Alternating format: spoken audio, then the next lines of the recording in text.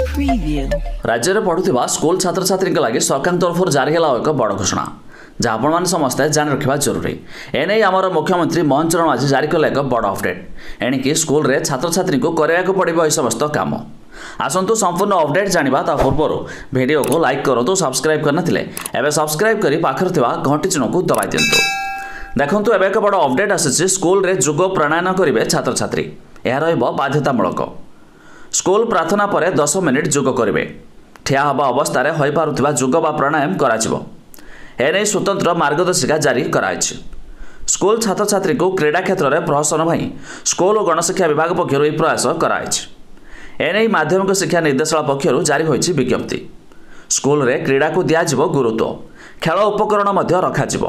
Hockey, cricket, तीरंदाज भली cricket समस्त उपकरण रखाजिबो। बैन ट्रॉफी, गुणात्मक यूनिफॉर्म आदि रहिबो।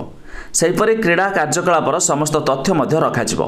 एहाकू तदारक करने जिला स्तर में 15 जणिया जिला शारीरिक शिक्षा अधिकारी और 15 जनक भारप्राप्त डीओ को दायित्व दिज्व। सेहीपरि जातीय स्तरीय क्रीड़ा कार्यक्रम पर योग्य टीम को कलिंग स्टाडियम में तालीम तेबे स्कूल छात्र छात्री को क्रीड़ा प्रहसन लगी गाइडलाइन जारी होइछि।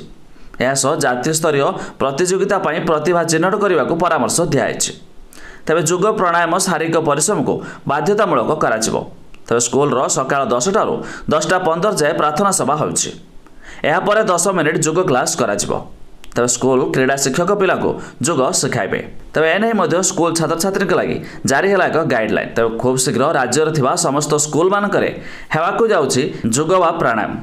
तेज आपण माने केउ जिल्लारू वीडियो देखुछन्ति ता निहाती कमेंट करी जणाइबे।